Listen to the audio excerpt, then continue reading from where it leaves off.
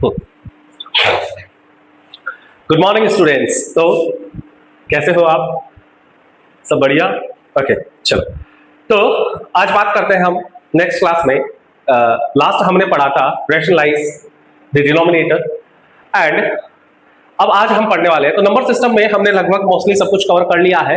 अब एक last topic बचा है आपका laws of exponent on real numbers. ठीक है, तो हम नेक्स्ट बात करने जा रहे हैं आज लॉज ऑफ एक्सपोनेंट्स की ऑन रियल नंबर्स। तो रियल नंबर्स पे लॉज ऑफ एक्सपोनेंट क्या है? वैसे अर्लियर क्लासेस में लाइक 8th क्लास में भी आपने लॉज ऑफ एक्सपोनेंट के बारे में पढ़ा है, तो मैं कुछ बेसिक से वापस आपको ये चीज समझाता हूं। तो किस तरह से करना है देखते हैं। तो आज की हेडिंग है laws of exponents on real numbers।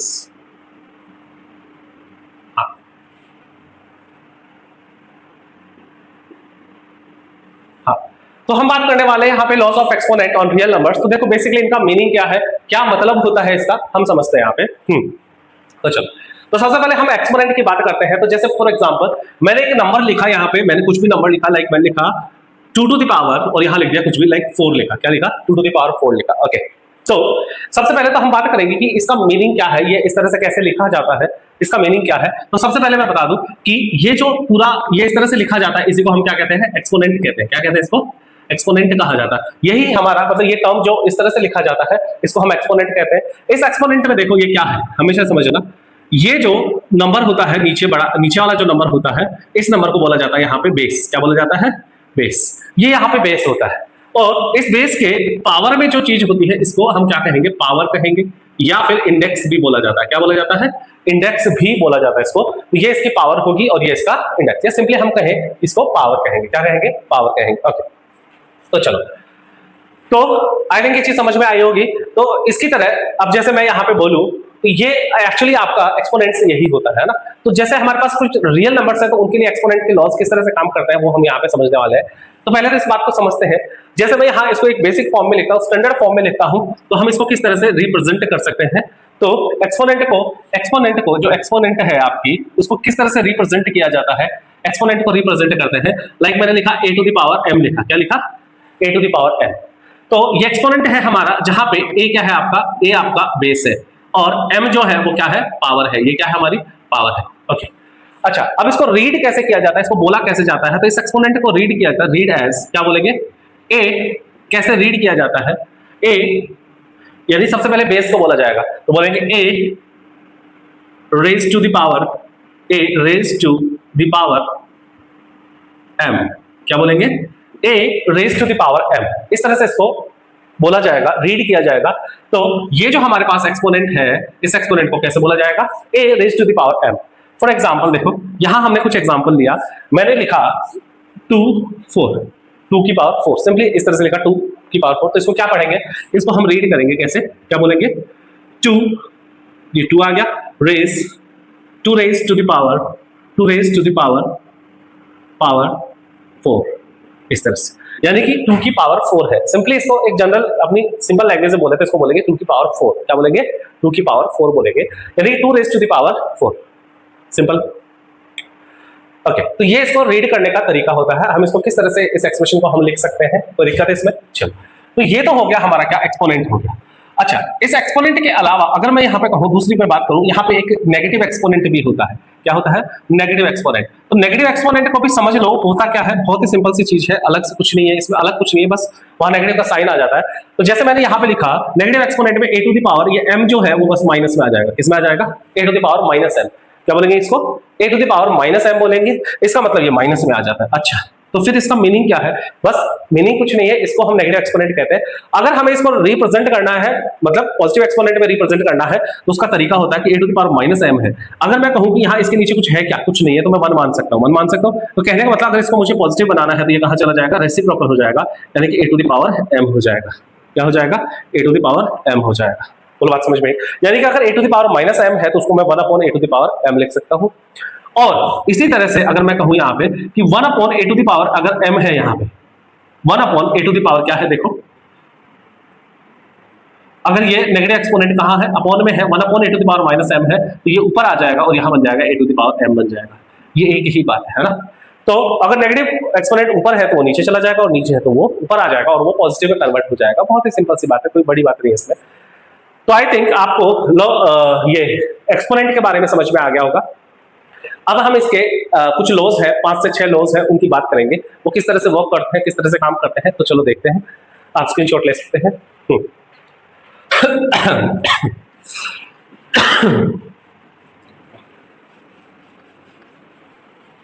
तो देखो, तो यहां पे बात करते हैं लॉज में। फर्स्ट लॉ आता है आपका, अगर मैं बात करूं इसको, तो इसको हम किस तरह से लिखेंगे, इसको लिखेंगे अगर मेरे पास क्या है a to the power m है, यानी कि एक एक्सपोनेंट है a to the power m और यहां पे अनदर एक्सपोनेंट है that is a to the power n। इसका मतलब क्या हुआ, इसका मतलब ये हुआ कि हमारे पास दो अलग अलग एक्सपोनेंट है, एक a to the power m है, एक a to the power n है, यानी कि जो आपकी पावर है वो कैसी है, यहाँ पे अलग अलग है, पावर अलग अलग है, लेकिन ये जो बेस है, ये बेस कैसा है, यहाँ पे सेम है, बेस कैसा आपका सेम है। तो मैं यहाँ पे जो सबसे पहले ये जो दो लॉज बताने वाला हूं, इसमें क्या है, सेम बेस और डिफरेंट पावर के लिए, इसके लिए है सेम बेस और डिफरेंट पावर के लिए है आपके रूल्स, ठीक है। अब ये किस तरह से काम करते हैं ये समझना है। अगर हमारे पास कोई एक्सपोनेंट है और उसकी बेस सेम है, पावर कुछ भी हो, पावर कुछ भी हो सकती है, सेम भी हो सकती है और अलग भी हो सकती है, हमें मेन रूल कर रहा है कौन सा, सेम बेस वाला। तो एक्चुअल में ये जो पहला है हमारा कौन सा है, सेम बेस वाला। जब हमारा सेम बेस हो, क्या हो यहाँ पे, सेम बेस हो, तो किस तरह से किया जाता है। तो अगर a to the power m है और a to the power n है और दोनों के बीच में क्या है, मल्टीप्लाई का साइन है, तो हमारा क्या होता है, अब देखो बेस सेम है, जब बेस सेम है तो उनको दो बार लिखने की कहां जरूरत है, तो उनको हम क्या कर सकते हैं, एक बार में ही लिख सकते हैं, यानी कि a की पावर जो है, a की पावर है और ये पावर जो है m और n थी, इसको हम यहां क्या कर देते हैं, प्लस कर देते हैं, क्या कर देते हैं, प्लस कर देते हैं। बोलो बात समझ में आई क्या। यानी कि अगर हमारा बेस सेम है और डिफरेंट पावर है या जैसी भी पावर है, तो बेस को एक बार लिख दिया जाता है और जो पावर होती है वो क्या हो जाती है, ऐड हो जाती है, पावर सिंपली ऐड हो जाती है विद अलजेब्रिक साइन, जो भी उनका साइन होगा उसके अकॉर्डिंग। जैसे एग्जांपल देखो, यहाँ पे मैंने लिखा 2 टू द पावर 3 है और यहाँ पे लिखा 2 टू द पावर 4 है, बहुत ही बेसिक सा एग्जांपल लिया है मैंने। तो यहाँ पे देखो, हमने देखा कि यहाँ पे क्या है, आपका सेम बेस है भैया, ओके। तो सेम बेस है तो ये क्या हो जाएगा, 2 टू द पावर यहाँ क्या आ जाएगा, 3 + 4 हो जाएगा, यानी कि 2 टू द पावर 7 हो गया। कहने का मतलब यही है कि जब यहाँ पे 2 की पावर 3 है और ये भी 2 की पावर 4 है, तो इन दोनों को अलग अलग लिखने से क्या मतलब है, इनको अलग अलग लिखने का क्या मतलब है, इसका मीनिंग क्या है, इसका मीनिंग क्या है, देखो 2 टू द पावर 3 का मतलब है यानी कि 2 × 2 × 2, यानी कि ये 3 बार है, और यहाँ पे 4 का मतलब क्या है, इस 4 का मतलब क्या है, इसका मतलब है कि 2 × 2 × 2 × 2 कितनी बार है, 4 बार है, और इनके बीच में क्या है, इनके बीच में मल्टीप्लाई है, इसका मतलब अब ये टोटल कितनी बार हो गया, 7 टाइम्स हो गया ना, इसी को लिखते हैं 2 to the power 7। That's it, बहुत ही सिंपल सा बेसिक सा रूल था यहाँ पे, बात समझ में आई। लेकिन हमें तो यही याद रखना है कि अगर हमारा बेस सेम है और पावर डिफरेंट है या सेम है, जो भी है पावर, तो बेस सेम होने की कंडीशन में और मल्टीप्लाई का साइन अगर बीच में है उन दोनों के, तो हमें पावर को क्या कर देना होता है, ऐड कर देना होता है। अच्छा, ये जो आपके लॉज है, या मैं इनको सिंपली आइडेंटिटी भी कह सकता हूँ, ये दोनों तरफ काम करती है। दोनों तरफ का मतलब अगर ऐसा है तो ये ऐसा बन जाएगा और ऐसा है तो ये ऐसा बन सकता है, दोनों तरफ ये काम करता है। ओके, तो आई थिंक ये समझ में आ गया होगा आपको फर्स्ट वाला। चलो बात करते हैं यहाँ पे रूल नंबर 2 की। देखो, तो रूल नंबर 2 क्या कहता है, सेम बेस वाला ही है ये भी। अब इसमें क्या है कि a की पावर m है और a की पावर n है वही, लेकिन बीच में इस बार क्या है, डिवीजन का साइन है। डिवीजन का साइन है तो उस केस में क्या होता है, यानी कि ये a की पावर m - n हो जाएगा, यानी कि इस बार पावर जो है ऐड होने की बजाय क्या हो जाएंगी, सबट्रैक्ट हो जाएंगी। अच्छा, इसी चीज को हम और इस तरह से भी लिख सकते हैं, कैसे कि a की पावर अगर m है और a की पावर क्या है, n है, मतलब ये भी क्या है, डिवीजन का साइन ही होता है, दिस ऑल्सो, ठीक है, ये भी डिवीजन की तरह माना जाता है। तो यहाँ a की पावर m है और a की पावर n है, तो ये हो जाएगा a की पावर m - n, इस तरह से भी लिखा जाता है इसको, ठीक है। ये एक ही बात है, ये भी डिवीजन है, ये भी डिवीजन है ना। एग्जांपल देखिए, जैसे एग्जांपल है मेरे पास कि मैंने यहाँ पे कोई भी नंबर लिया, जैसे मैंने लिया 3 की पावर 2 है और डिवाइडेड बाय यहाँ पे या कुछ और लेते हैं 3 की पावर 5 है और यहाँ 3 की पावर 2 है, लेट्स सपोज। अब देखा हमने कि बेस सेम है, यहाँ पे बेस सेम है, हमारे क्या है, बेस सेम है। अच्छा, पावर को यहाँ पे लिखा जाता है और ऐसे थोड़ा सा छोटा लिखा जाता है, जो बेस वाला नंबर है उससे थोड़ा सा छोटा लिखा जाता है, इस तरह से, है ना।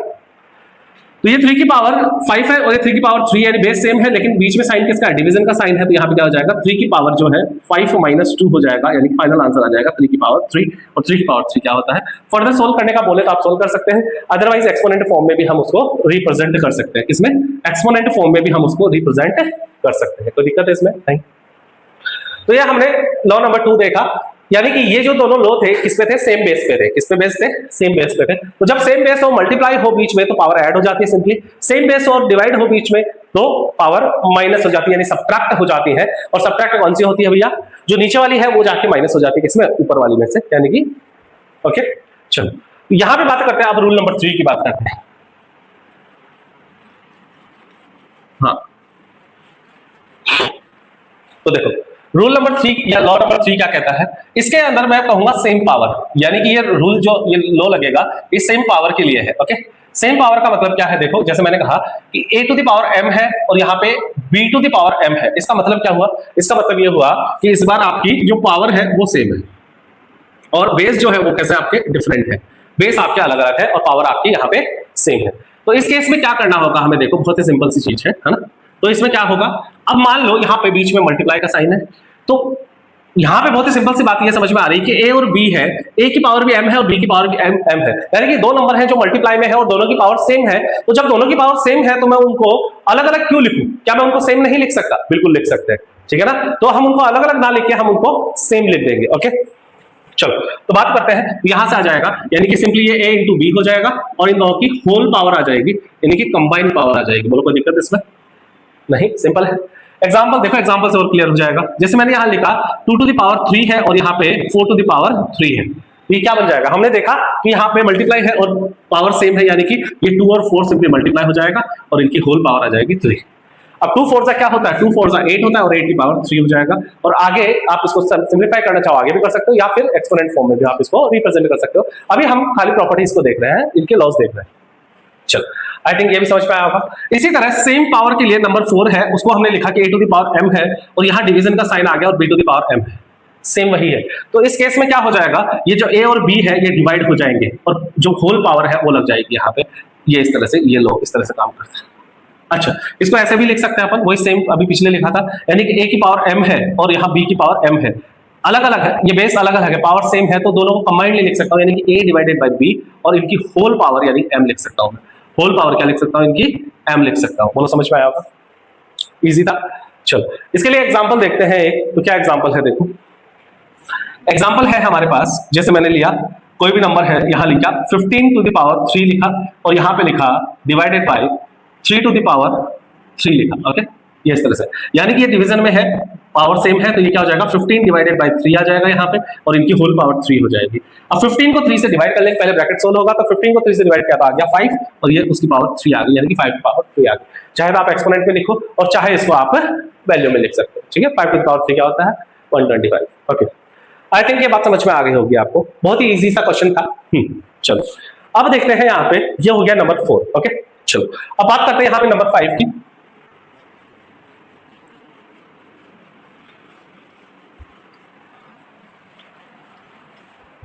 तो नंबर 5 क्या है, देखो नंबर 5 कहता है कि अगर हमारे पास एक नंबर, एक एक्सपोनेंट है a to the power m है, क्या है, let's suppose a to the power m है और इस एक्सपोनेंट का भी एक बाहर एक अनदर एक्सपोनेंट है दैट इज n। मैंने कहा a to the power m क्या है, हमारा एक एक्सपोनेंट है और उसका भी एक एक्सपोनेंट है दैट इज n, यानी कि पावर की भी पावर है, सिंपली इसको पावर की पावर कह सकते हैं। तो इसको किस तरह से किया जाता है समझना, इसका मतलब होता है यानी कि अगर ये a की पावर m और n है, यानी कि ये m इंटू n हो जाएगा, क्या लिख देंगे इसको, m इंटू n लिख देंगे या a to the power mn लिख देंगे, एक ही बात है। बोलो समझ में आया होगा। ये था हमारा रूल नंबर 5। क्या कहता है, देखो एग्जांपल से समझो। ये कहता है हमारा कि जैसे मेरे पास एक नंबर है 2 टू द पावर 3 है और बाहर क्या है 4 है, इसका मतलब क्या हुआ कि यहाँ पे 2 की पावर 3 इंटू 4 हो जाएगा, यानी कि 2 की पावर 12 आ जाएगा इसका आंसर। बहुत ही सिंपल सी ट्रिक थी, कुछ भी नहीं था इसमें। आई थिंक ये भी क्लियर हुआ होगा आपके, ठीक है, इजी था। चलो अब बात करते हैं यहाँ पे रूल नंबर 6 की बात करते हैं, जो कि क्या है हमारा रूल नंबर 6 है कि अगर a टू द पावर 0 आ जाए, क्या आ जाए, a टू द पावर 0 आ जाए।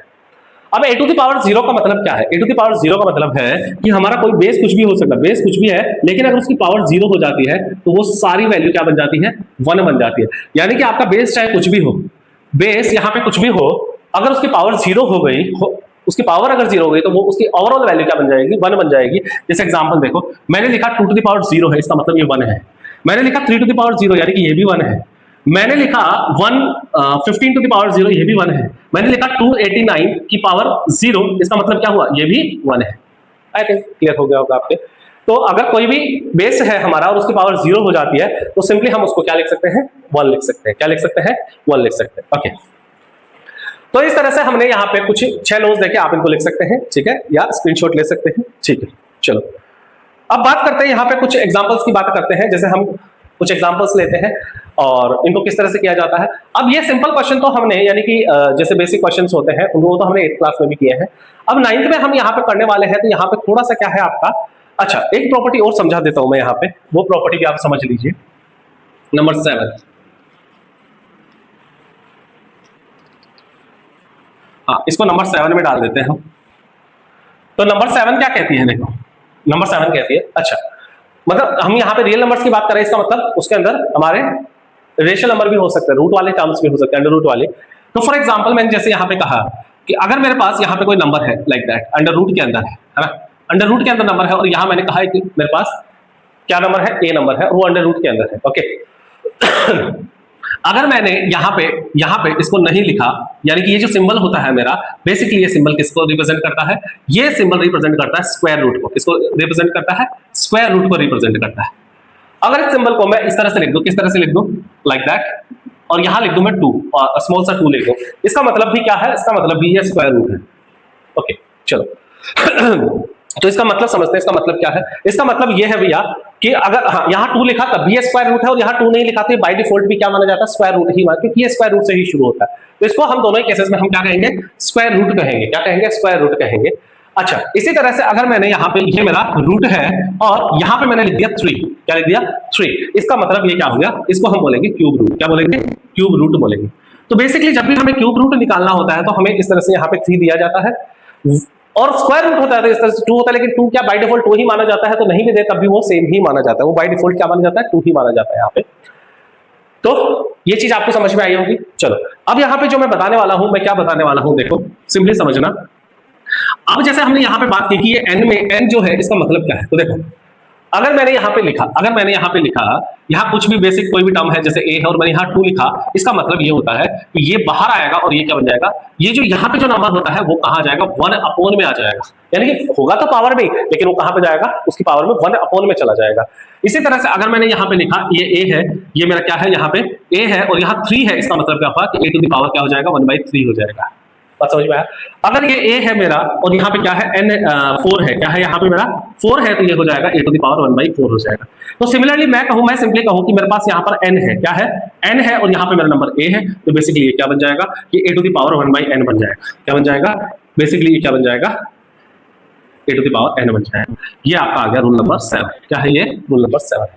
यानी कि वहां पे जैसा आपको स्क्वायर रूट पूछा है, क्यूब रूट पूछा है, या क्या पूछा है, या एन रूट पूछा है, तो उसके अकॉर्डिंग वो लग जाएगा, और इस एन का इनका मतलब होता है कि वो यहाँ पे चला जाएगा, यानी कि 1/n में लग जाएगा। बात समझ में आई होगी। चलो तो ये और आप लिख सकते हैं 7th वाला, ये लिख लीजिए, फिर अपन बात करते हैं कुछ एग्जाम्पल्स की।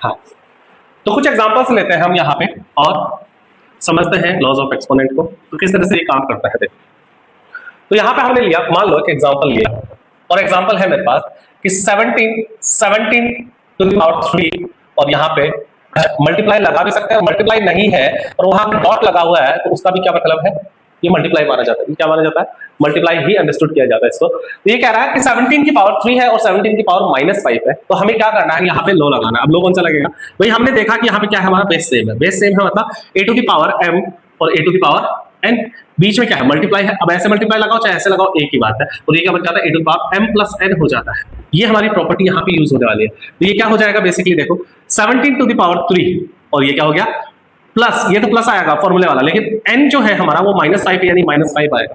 तो यहाँ पे ये क्या बनेगा, ये देखो क्या बनेगा, तो ये बनेगा हमारा, क्या बनेगा बेटा, देखो इस चीज को समझते हैं। तो ये क्या बनेगा हमारा, ये बनेगा 17 टू द पावर 3, और ये इस ब्रैकेट को ओपन करेंगे तो प्लस -5 आएगा। अब इसके अकॉर्डिंग हम इसको सिंपलीफाई करेंगे, यानी 3 - 5 को सॉल्व करेंगे तो ऑब्वियस सी बात है माइनस हो रहा है, लेकिन किसमें से, बड़े में से छोटा, इसका मतलब -2 आएगा, और यहाँ पे हमें मिलेगा 17 टू द पावर -2 मिला। ओके कोई दिक्कत नहीं, ये तो समझ में आ गया। लेकिन मैंने क्या कहा, मैं कह रहा हूं कि अगर मुझे आंसर जो है पॉजिटिव एक्सपोनेंट में चाहिए, नेगेटिव एक्सपोनेंट में नहीं चाहिए, तो मैंने आपको बताया था नेगेटिव एक्सपोनेंट पॉजिटिव कैसे कन्वर्ट करते हैं। तो मैंने बताया था कि अगर a to the power -m है, क्या है बोलो, a to the power -m है, तो उसको पॉजिटिव बनाना है तो कहां चला जाएगा, अपॉन में चला जाएगा। कहां चला जाएगा, अपॉन में। तो इस तरह से यहाँ पे ये वाली प्रॉपर्टी यूज कर लेंगे और ये बन जाएगा 1/17 to the power 2। That's it, this is your final answer. ठीक है, आई थिंक समझ में आ गया होगा। चलो बात करते हैं यहाँ पे कुछ और एग्जांपल से लेते हैं। ठीक है, एग्जांपल 1 हमने देखा, यहाँ पे कुछ और एग्जांपल लेते हैं अपन। जैसे एक एग्जांपल लेते हैं 2 टू द पावर 2/3 और 1/3। क्या है? एग्जांपल 2 है हमारे पास, 2 टू द पावर 2/3 है और 2 टू द पावर 1/3 है। अच्छा, इसको किस तरह से सिंप्लीफाई किया जाएगा देखो। तो वही बेस सेम है हमारा, यानी कि a to the power m है dot a to the power n है और ये बन जाएगा a to the power m plus n। वही प्रॉपर्टी यहाँ पे वापस यूज होने वाली है। ठीक है, तो क्या करेंगे, ये 2 की पावर आ गया और ऊपर क्या है देखो, अब पावर जो है वो भी देखो फ्रैक्शन की फॉर्म में है ना, ये आ गया और ये 1/3 आ गया। बोलो समझ में आया? अब ये जो पावर वाला पार्ट है इसको मैं आपको अलग से सॉल्व करके बता देता हूँ। जैसे ये है 2/3 है प्लस 1/3 है, तो इसको सॉल्व करना बहुत सिंपल है। क्या है ये? लाइक फ्रैक्शन है। लाइक फ्रैक्शन को एडिशन करना है, कैसे करते हैं? नीचे 3 है तो सिंपली 3 आ जाएगा और ऊपर वाला सिंपल ऐड हो जाएगा, यानी 2 + 1 यानी कि 3/3 आ जाएगा। क्या आ जाएगा इधर? 3/3। यानी कि यहाँ पे मैं क्या लिख सकता हूँ, यहाँ पे मैं क्या लिख सकता हूँ, यहाँ पे मैं लिख सकता हूँ क्या कि 2 की पावर क्या है? 3/3 है। और 3/3 का मतलब क्या होता है? 3/3 का मतलब होता है 1, यानी यहाँ जाएगा 2 की पावर 1 और इसको सिंपली हम क्या लिख सकते हैं? जस्ट 2 लिख सकते हैं। आई थिंक ये भी आपको समझ में आ गया होगा। क्लियर है? तो इस तरह से मैंने आपका पहला रूल लिया और पहला जो हमारा फॉर्मेट है या लॉ है उसके ऊपर बेस्ड हुए 2 एग्जांपल यहाँ पे देखे। चलो बात करते हैं यहाँ पे एक और एग्जांपल की बात करते हैं। जैसे हमारे पास है 7 टू द पावर 1/5,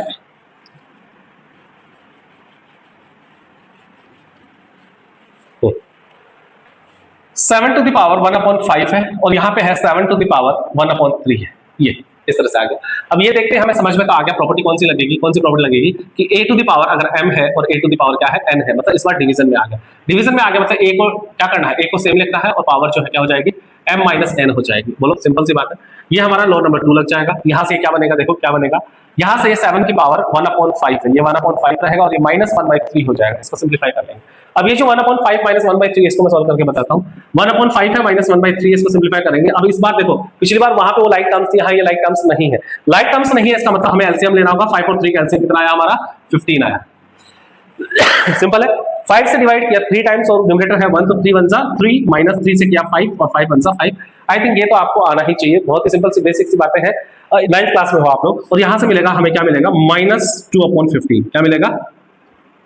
-2/15 हमें यहां से मिल जाएगा। कोई दिक्कत है? नहीं। चलो तो इसको सिंप्लीफाई कर लिया तो यहां से मिल गया हमें 7 टू द पावर -2/15 मिल गया। वही बात पॉजिटिव में बनाना है तो कन्वर्ट कर दो, ये 1/7 टू द पावर 2/15 बन जाएगा। That's it. I think clear है, लिख सकते हो आप इसको। हाँ, तो ये हो गया आपका एग्जांपल नंबर 3 हो गया। एक और एग्जांपल की बात करते हैं यहाँ पे। लेट्स सपोज ये है 13 टू द पावर 1/5। एग्जांपल 4 है आपका 13 टू द पावर 1/5 और डॉट में 17 टू द पावर 1/5। अब क्या करेंगे देखो, अब यहाँ पे लॉ नंबर 3 आ रहा है, यानी कि इस बार आपका क्या है, यहाँ पे बेस अलग है लेकिन पावर कैसे सेम है, पावर सेम है। तो यानी कि a to the power m है और मल्टीप्लाई में b टू द पावर क्या है? b टू द पावर क्या है बोलो? m है। और ये हो जाएगा a × b to the power m, यानी कि होल पावर हो जाएगी और दोनों मल्टीप्लाई हो जाएंगे। यहाँ से क्या मिलेगा देखो, ये 13 है इंटू 17 हो गया और इनकी होल पावर क्या बन गई? 1/5 बन गई। क्या बन गई? 1/5 बन गई। चलो इनको मल्टीप्लाई कर देते हैं। 17 3 × 51, 17 1 × 17 और 5 22, यानी कि 221 आ गया और ये आ गया 1 to the power 5 like that. ये हमारा इसका आंसर आ गया। बोलो सिंपल था। ये एग्जांपल हमने देखे तो बहुत ही सिंपल से एग्जांपल हमने यहाँ पे देखे। चलो इसी तरह से अपने पास अब एक्सरसाइज है, लास्ट एक्सरसाइज है, उसमें भी कुछ क्वेश्चंस हैं, उनकी भी हम बात करते हैं। ठीक है, तो कुछ एग्जांपल और लेते हैं हम यहाँ पे, आप इसको लिख सकते हो। हाँ, यहाँ पे एग्जांपल 5 पे बात करते हैं। एग्जांपल 5, मान लो मेरे पास यहाँ 64 है और इसकी पावर है 1/5। क्या है बोलो? 1/5। 64 की पावर क्या है? 1/2 है। क्या है? लेट्स सपोज ये क्या है? 1/2 है। ठीक है, तो इसको किस तरह से करेंगे देखो। अच्छा, अब इसको करने के 2 तरीके हैं। क्या तरीके हैं देखो, एक तो ये तरीका है कि भाई अब ये पावर हाफ क्या कहता है? पावर हाफ सिंपली ये कहता है, मैंने बताया था आपको कि अगर a to the power 1/n है तो उसको मैं लिख सकता हूं क्या कि a टू द पावर यहां आ जाएगा और जो यहां पर नंबर है n है वो n यहां आ जाता है। इसका मतलब मैं बेसिकली इसको क्या लिख सकता हूं, मैं इस फॉर्मूले का यूज करके मैं क्या लिख सकता हूं, इसको मैं लिख सकता हूं 64 की पावर और यहां आ जाएगा स्क्वायर रूट, यानी कि 64 का स्क्वायर रूट निकालना है हमें। क्या निकालना है? 64 का स्क्वायर रूट फाइंड करना है। बात समझ में आई? तो ये प्रॉपर्टी हमने यहाँ पे यूज करी। ठीक है, तो कौन सी प्रॉपर्टी यूज करी हमने? हमने प्रॉपर्टी यूज करी कि अगर a to the power 1/n है तो उसको लिख देंगे n यहाँ आ जाएगा और यहाँ पे क्या आ जाएगा? a आ जाएगा। तो बेसिकली ये प्रॉपर्टी हमने यूज करी जो नंबर 7 है। तो यहां से कहने का मतलब इसका स्क्वायर रूट निकालना है, 64 का स्क्वायर रूट निकालना आपको पता होना चाहिए क्या होता है। 64 को हम लिख सकते हैं 8 8 64 यानी परफेक्ट स्क्वायर नंबर है, तो यहां से आ जाएगा आपका क्या आ जाएगा, ये यहां से हम इसको लिख देंगे क्या 8, क्या लिख देंगे 8 लिख सकते हैं। यानी कि या फिर मैं कहूं जब भी आप स्क्वायर रूट निकालते हो तो आपको जो भी नंबर है उसको इस तरह से पेयर में डिवाइड करो कि एक ऐसा नंबर फाइंड करो कि उस नंबर को उसी नंबर से मल्टीप्लाई करें तो 64 आ जाए, यानी कि 8 8 64 आ रहा है, इसका मतलब ये परफेक्ट स्क्वायर नंबर है। यहां पेयर बन गया मतलब इसका स्क्वायर हो गया और ये 2 से कैंसिल और स्क्वायर रूट कैंसिल और ये फाइनली आंसर बन जाता हमारे 8, क्या मिल गया 8। चलो एक तो ये तरीका है। अच्छा इसी चीज को हम और किस तरीके से कर सकते हैं, देखो अगर 64 की पावर क्या है मेरे पास 1/2, ठीक है, इसको और किस तरीके से कर सकते हैं, सेम फॉर्मूला यूज करके। तो मुझे क्या करना है, देखो अगर मुझे ये भी मुझे निकालना था तो उसके लिए मुझे प्राइम फैक्टराइजेशन हम कर सकते हैं। तो 64 का अगर मैं प्राइम फैक्टराइजेशन करूंगा तो क्या मिलेगा मुझे, देखो ये तो बेसिकली सबको आना ही चाहिए, ठीक है, इसमें कोई बड़ी बात नहीं है। तो ये हमें प्राइम फैक्टराइजेशन हो गया, यानी कि क्या मिला, तो इसका प्राइम फैक्टराइजेशन 1 2 3 4 5 6 यानी कि 2 टू द पावर कितना हो गया 6 हो गया, क्या हो गया 2 टू द पावर 6 हो गया, इस तरह से लिख सकते हैं। तो यहां से हम इसको क्या लिख सकते हैं, इसको मैं लिख सकता हूं क्या कि ये 64 है, इसको मैं लिख दूंगा 2 टू द पावर 6 हो गया और ये 1/2 हो गया।